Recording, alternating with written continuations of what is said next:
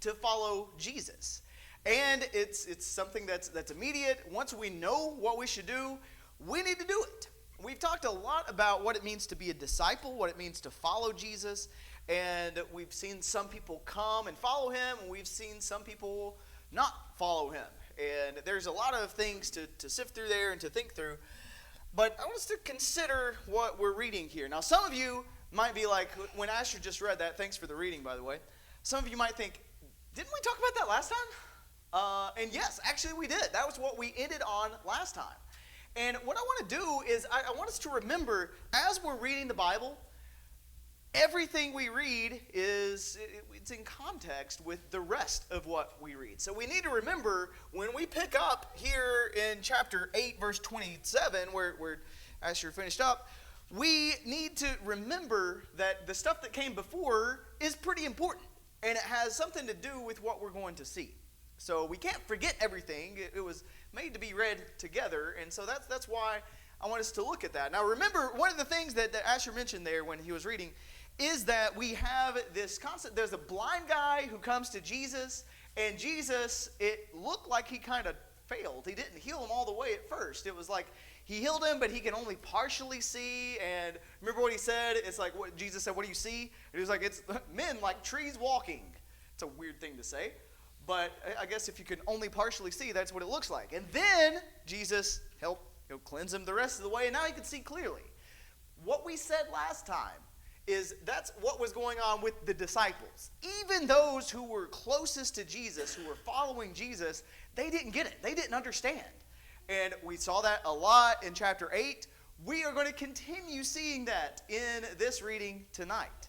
And specifically tonight, we're going to try to answer the question, who is Jesus? Which seems like a simple question to answer, but when you really think about it and you really see who Jesus is, there's a lot of confusion. There's a lot of differences in opinion, even in the time that Jesus was alive, of who he was and what he claimed to do and what he was trying to do. And we're going to see what does it take to follow Jesus, who exactly is Jesus, what do people think about him, and what do we do with that? How do we approach Jesus now? Are we like the disciples who were like seeing like men like trees walking, that we kind of understand but we don't really fully understand? We're going to look at some of that as we go along. So in chapter 8, Asher read verses 27 and 28 for us to set the scene there. Jesus asks his disciples, who do people say that I am?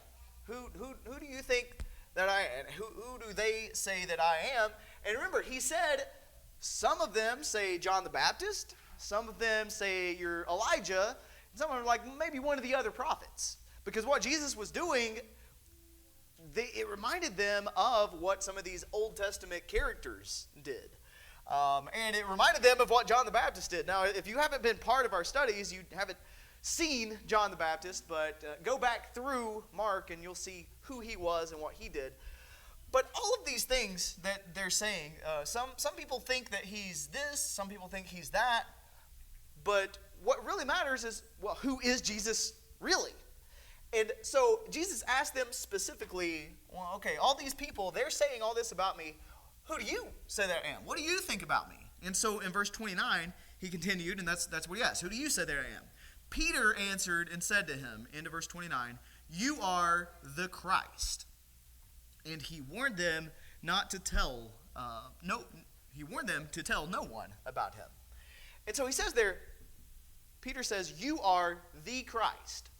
Now, if you're not familiar with the word Christ, that might be a little confusing, because a lot of people say, well, isn't his name Jesus Christ? Like, son of Mary Christ and Joseph Christ? Like, that's not how the name works. Like, the word Christ, it's the Christ. Christ is just another word for Messiah, and it's also another word for the anointed one. That's literally what it means. And so what Peter is calling Jesus, he said, you are the Messiah. You are the anointed one.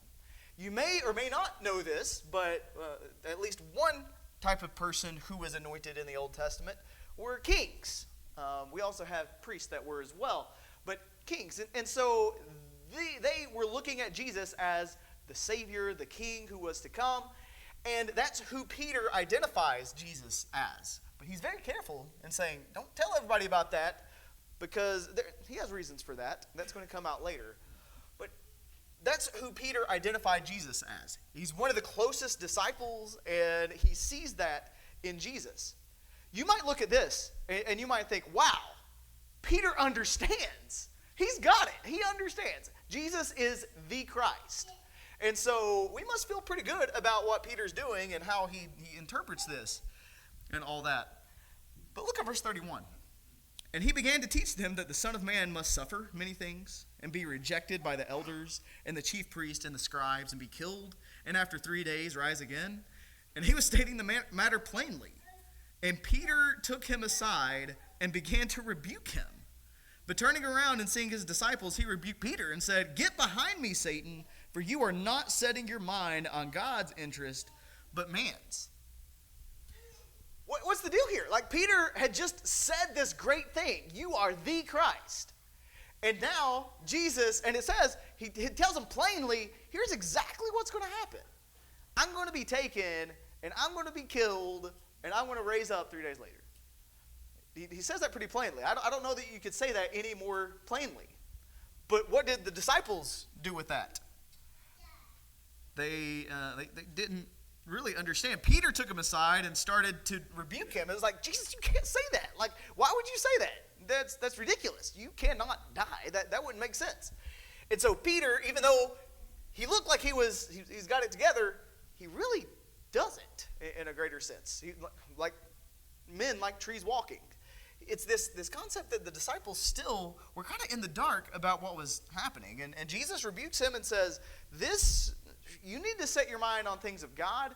You're thinking too much about your own perspective. We need to learn that. When we come to Jesus, are we looking at Jesus for how he describes himself, how he reveals himself? Or do we have some kind of preconceived notion of who Jesus is and what he expects? That will change the way that we look at him. Now, this last part, we're going to answer this question. What does it cost to follow Jesus? Verse 34, he summoned the crowd with his disciples and said to them, "If anyone wishes to come after me, he must deny himself, take up his cross, and follow me. For whoever wishes to save his life will lose it, but whoever loses his life for my sake and the gospel's will save it. For what does it profit a man to gain the whole world and forfeit his soul? And what will a man give in exchange for his soul? For whoever is ashamed of me and my words in this adulterous and sinful generation, the Son of Man will also be ashamed of him when he comes in the glory of his Father with the holy angels." So what would you say to that question? Reading that text and understanding that question, what does it take, what does it cost to follow Jesus? He said, you need to take up your cross daily and follow me. The cross in that day, just keep in mind, this was like an instrument of torture. It meant death. So really what he's saying is, what is it going to take to follow me? You give up your own life. And when we come to Jesus, it really does take everything. It costs everything to follow Jesus. We understand that it's no longer I who lives, but Christ who lives in me. Our life should be completely devoted unto what Jesus wants. And so that may make you start thinking, "Ooh, I don't know if I could pay that. That's a pretty big cost." So if that's the case, what does it cost to not follow Jesus? Well, what do these verses say? Well, if you don't follow Jesus, what will you give in exchange for your soul? It will cost you everything. But when you think of it that way, it costs much more if we don't follow Jesus. Our eternal destination and our soul, there's nothing that we can give in exchange for our soul. And so even though those are the same answers, those are not the same answers. Keep that in mind. Because following Jesus is the most important thing that we can do. Now, in chapter 9, we're going to see some other amazing things. Starting in verse 1, chapter 9, verse 1, Jesus was saying to them, "Truly I say to you, there are some of those who are standing here who will not taste death until they see the kingdom of God after it has come with power." So think about that. I don't know what it would have been like to be one of the people there in the audience hearing this for the first time, but I don't know what they're expecting exactly. Well, I do know kind of what they're expecting a little bit. When they were thinking kingdom of God, they are thinking some kind of physical coming of, well, Jesus, the Messiah, he's going to be king. He's going to set up his rule and judgment, and he's going to deliver them from the clutches of Rome, that oppressive government. And when he says that, I wonder if they're thinking, okay, cool, he's going to finally do something about this. The kingdom, as this verse indicates, is coming soon. And it's something that he says, there are some of you who are hearing this, when he was speaking this a long time ago, that they were going to be alive when the kingdom comes in power. And so that tells us something about the nature of the kingdom. And I want us just to put that in the back of our head. Keep that in mind as we go through, especially the rest of Mark. Because this whole idea of the kingdom of God and what that is and how it's coming, it's something that Jesus says, some of you are going to be alive and you're going to see it when it comes. So we'll talk about that later when we get to that again. But in verse 2, something else starts to happen. 6 days later, Jesus took with him Peter and James and John and brought them up on a high mountain by themselves. And he was transfigured before them.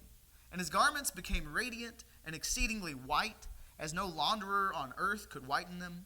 Elijah appeared to them along with Moses, and they were talking with Jesus. Peter said to Jesus, Rabbi, it's good for us to be here. Let us make 3 tabernacles, one for you, one for Moses, and one for Elijah. For he did not know what to answer, for they became terrified.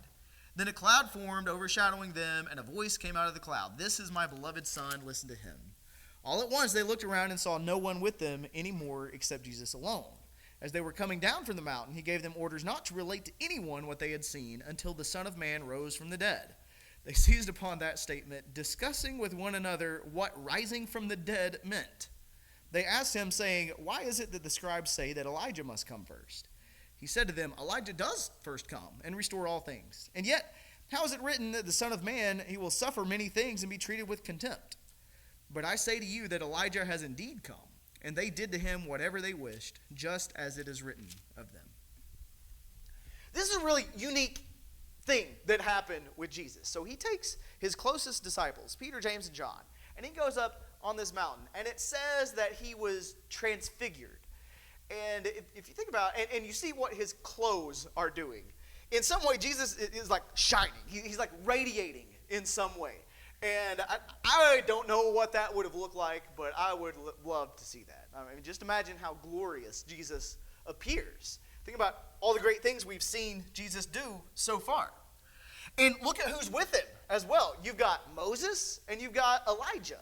And in a lot of ways, Moses represents the Old Testament law because he was the one who gave the law.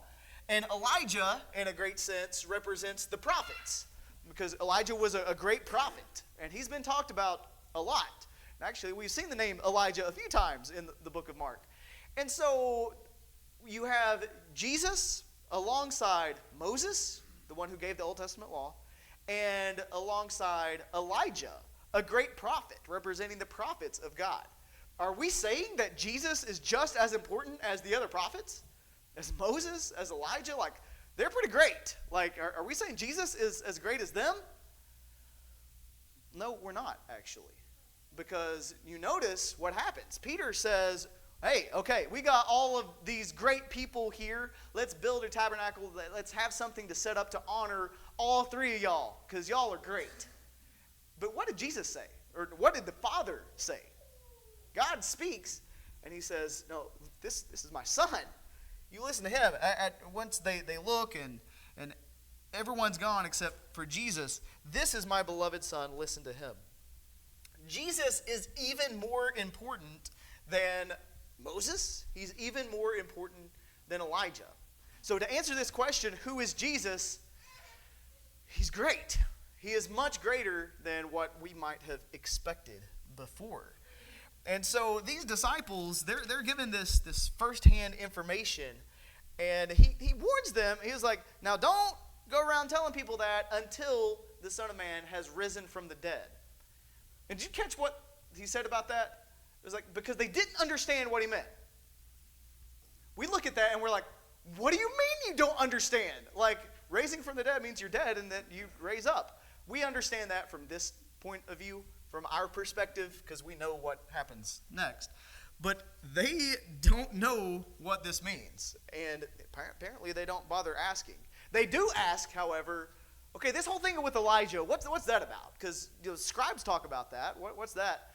And he said, yeah, you're right. There are some prophecies about Elijah coming. There's a couple of them in the book of Malachi.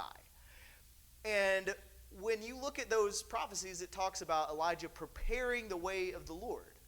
And he does. And he says, well, you know what? Elijah did come. But who is he talking about? We have John the Baptist who came, and we talked about that before when we were going through all the stuff with John the Baptist. And so they, even though they were close to Jesus, they didn't really have everything figured out. I think that there's a lot that they were learning as they were going along. Now there's some more things that happen. Starting in verse 14, look at this. When they came back to the disciples, they saw a large crowd around them, and some scribes arguing with them. Immediately, when the entire crowd saw him, they were amazed and began running up to greet him. And he asked them, "What are you discussing with them?" And one of the crowd answered him, "Teacher, I brought you my son, possessed with a spirit which makes him mute. And whenever it seizes him, it slams him to the ground. He foams at the mouth and grinds his teeth and stiffens out. I told your disciples to cast it out, and they could not do it." Do you see what's happening there? Jesus was up on the mountain with Peter, James, and John. And apparently, someone, had their son was possessed by a demon. It was doing some terrible, crazy things. And they bring him to Jesus, but Jesus wasn't there because he was up on the mountain. But thankfully, his disciples were there. Remember a few chapters ago, his disciples had been given power to cast out demons? Well, that happened. But now, it says that we brought this demon-possessed boy here, and the disciples failed. They weren't able to cast out the demon. What's going on with that? Like, they had the power. They were given the power from Jesus himself, but right now, they're not able to cast it out. And I don't know what's going on in their minds, but this is not working out. Well, look at what Jesus says in verse 19. He answered them and said, "O unbelieving generation, how long shall I be with you? How long shall I put up with you? Bring him to me." Jesus calls them unbelieving. Now, who specifically is he talking about?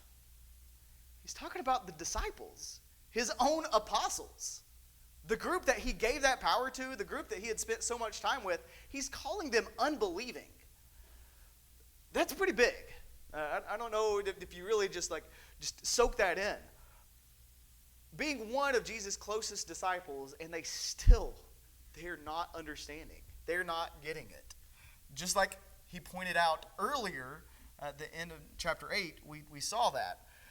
And they're not gathering that at all. But look at what happens. In verse 20, they brought the boy to him. When he saw him, immediately the spirit threw him into a convulsion, falling to the ground. He began rolling around, foaming at the mouth. And he asked his father, "How long has this been happening to him?" He said, "From childhood. It's often thrown him both into the fire and into the water to destroy him. But if you can do anything, take pity on us and help us." That statement that guy makes right there, do you think that sounds kind of odd? It's like, what do you mean if? Like, if you have power, can you do anything? And I mean, you could probably imagine being in that situation, and you're so desperate, and it's like, man, my kid, he's been in all of these terrible situations, and we're just trying to save him, and I bring him to people who I thought that could help, and they can't do it. And it's like, if you can, just do something. And he's kind of at his wit's end, and he's coming to Jesus and approaching him that way. Jesus said to him in verse 23, "If you can, all things are possible to him who believes." Immediately, the boy's father cried out and said, "I do believe. Help my unbelief." Whew. What a statement. I do believe, but help my unbelief. How is it possible that you can believe but also unbelieve at the same time? Well, I don't know if you've experienced this, but I think all of us experience this to some degree, right? we get to a point where we understand God is with us. God is protecting us. God is getting us through various situations. And he has proven that he can, and he does. But what happens the next time we get into a tough situation? We lose our belief. It's like, well, he did this, but I don't know if he can do that. And I just don't know if I can get through this. And we have those moments that we really struggle with our faith. We really struggle with understanding that God, he has the power, and he's with us, and he can provide and protect us. I think this keeps bringing our attention back to what was said in chapter 8, verse 24. These men like trees walking. It's possible that we can have some belief in Jesus, that we can have some sort of relationship with Jesus, but we are not completely sold out. We are not completely committed. We don't have all of the answers, and so we're still kind of in the dark in some ways. Now, the thing that we have to pay attention to here, this guy specifically says, Lord, I do believe, but help me with my unbelief. That takes a lot of faith to say, right?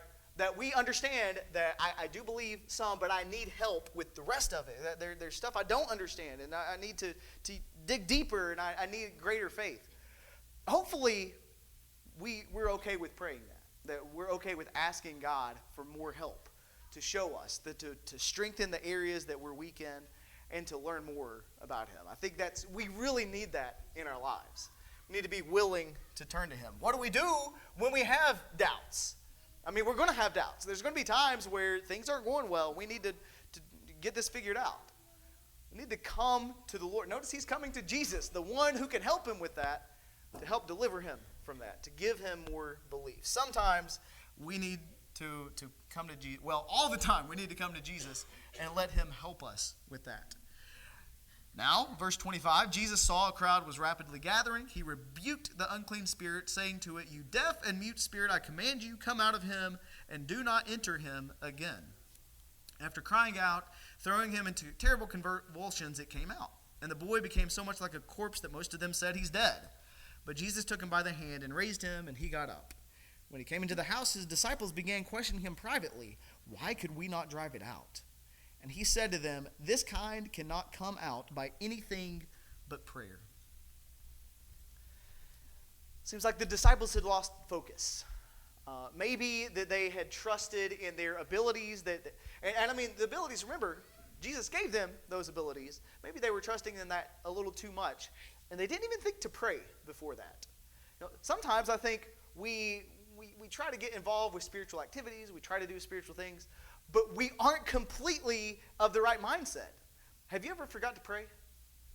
I think I do that way too often.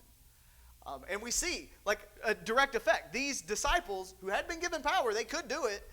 They couldn't because they didn't pray.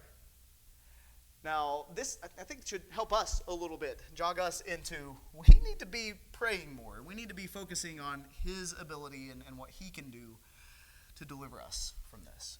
Now, there's some more stuff that happens. In verse 30, check this out. From there, they went out and began to go through Galilee, and he did not want anyone to know about it. For he was teaching his disciples and telling them, "The Son of Man is to be delivered into the hands of men. They will kill him, and when he has been killed, he will rise 3 days later." But they did not understand this statement, and they were afraid to ask him. We'll stop there for a second. Jesus, again, is predicting his own death and his own resurrection. If you haven't been keeping track, that's the third time in this lesson alone that he's done that. He keeps telling them, hey, I'm going to die, and then I'm going to be raised from the dead. And still, even though he's speaking very plainly, some of the stuff that Jesus says, he did speak in parables a lot, right? And he tried to make a lot of connections, earthly story with a heavenly meaning. But here, he spoke plainly. He said it. He just came out and said it. And the disciples, what do you mean? What are you talking about? But you notice what they didn't do? It says specifically, they were afraid to ask him. They didn't want to ask him. The one person who can explain it and the one person who can help them through that, they didn't ask it. They didn't have a moment like that guy in the last section where it said, "Lord, I believe, help me with my unbelief." they were just like, I don't know what he's talking about, and I'm not going to ask. Have we ever been in that situation? Have we had doubts that we're just like, man, I don't know. I don't know if all of this is true, and I don't know if this is right. What do you do with that? What do you do with doubts? You bring them to the Lord. He can handle it. He knows what you're going through. And so, these disciples, they could have just asked him. Actually, back way before in Mark, when we saw he was speaking to everybody in parables, the disciples were given information and they were given instruction. They were filled in with the details of what the parables meant. But you know why? Because they asked him. They took him aside and was like, Jesus, what are you talking about? What does this mean? We can get to the point where we start to understand some stuff and we feel pretty good about where we are spiritually. But then we get to something and we don't quite know, and it's like, I'll worry about that later. We don't worry about it. Well, if there's something that we need to investigate more, to dive deeper into, well, we need to do that. If there's something that we don't understand, we need to ask about it. We need to figure out how that works and what we should do when we have moments of unbelief. Now, you see, continually from all of these sections, even the disciples themselves, the ones closest to Jesus, they didn't have everything figured out. And they had Jesus right in front of them, and they didn't really get it. And we see this constantly and consistently. And they didn't understand, and they didn't ask about it this time. But immediately after this, do you know what they're doing? Look at verse 30. They came to Capernaum, and when he was in the house, he began to question them, "What were you discussing on the way?" But they kept silent, for on the way they had discussed with one another which of them was the greatest. Can you imagine that? Like, they had just got done saying, we have no idea what he's talking about. There's no way that we can understand what he's doing.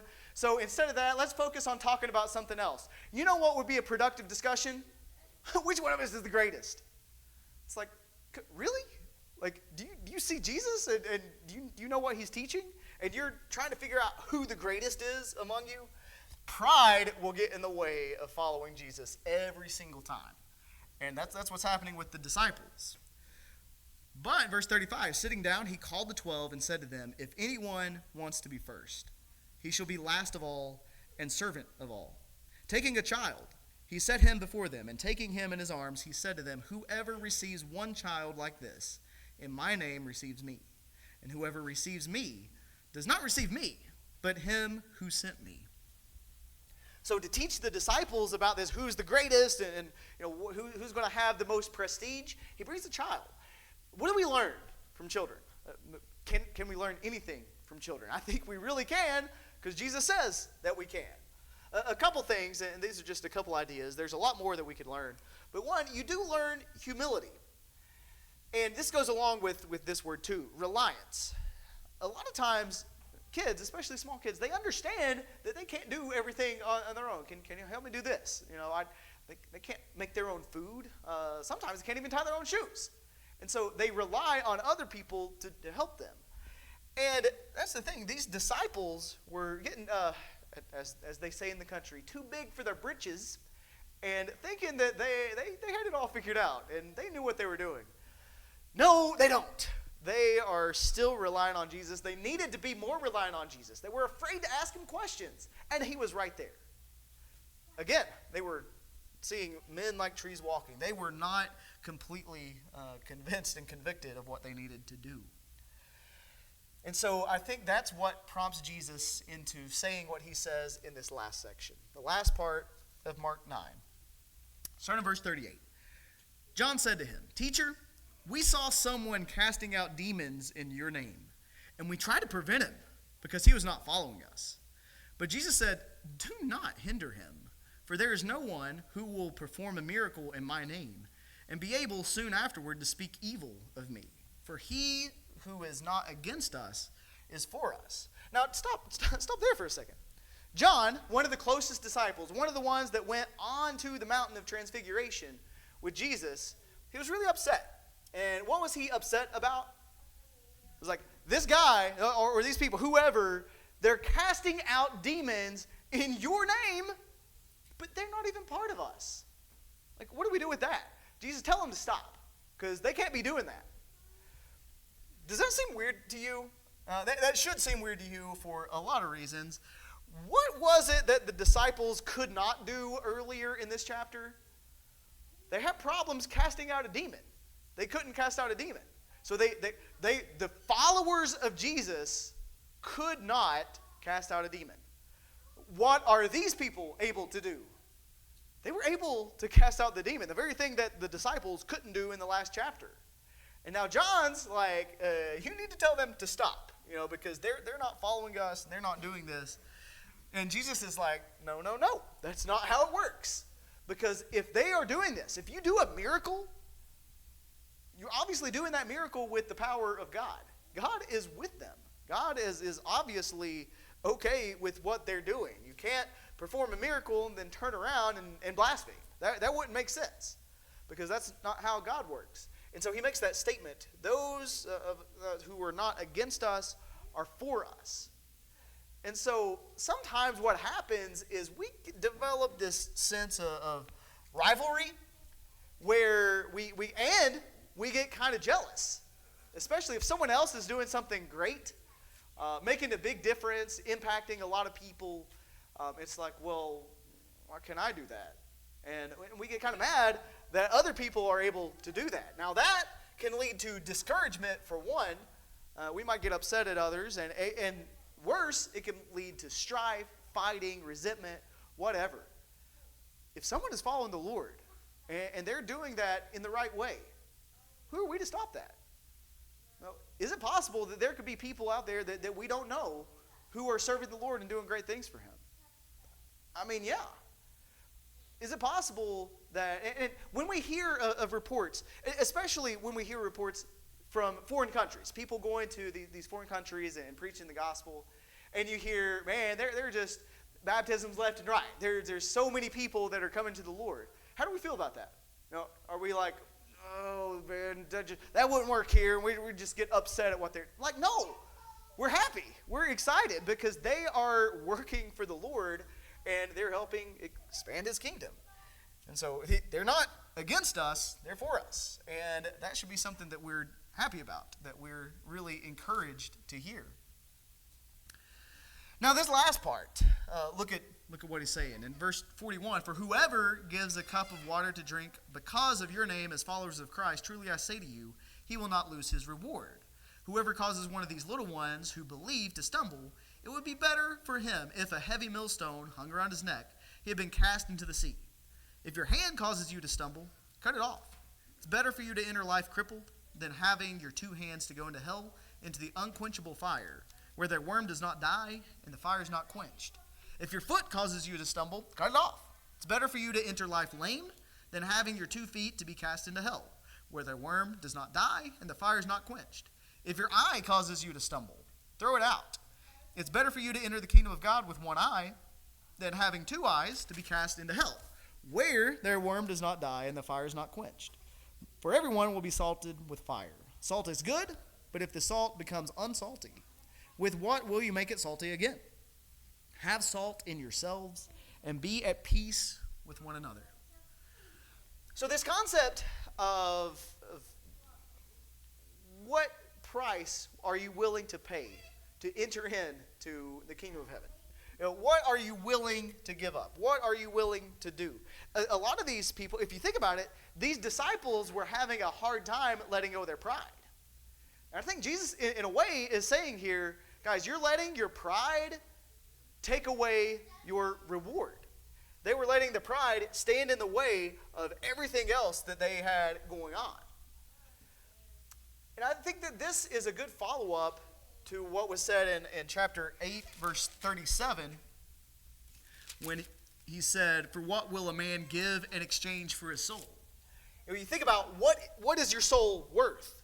What does it take to be purified, to be cleansed, to be right before God?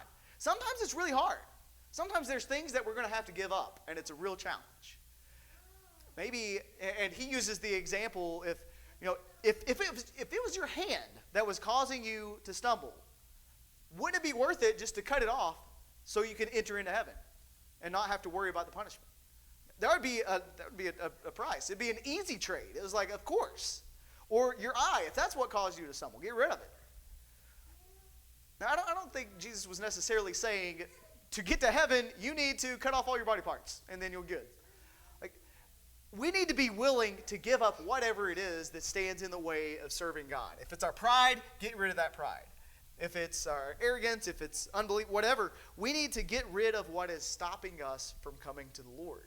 He said that is the most important thing. Because ultimately, that quote there, because it's better to do that than to enter in the unquenchable fire where their worm does not die and the fire is not quenched. Everlasting punishment. That's severe. The pain never ends. And that's what's waiting for us unless we are really converted and unless we really turn to the Lord and come to Him and obey Him.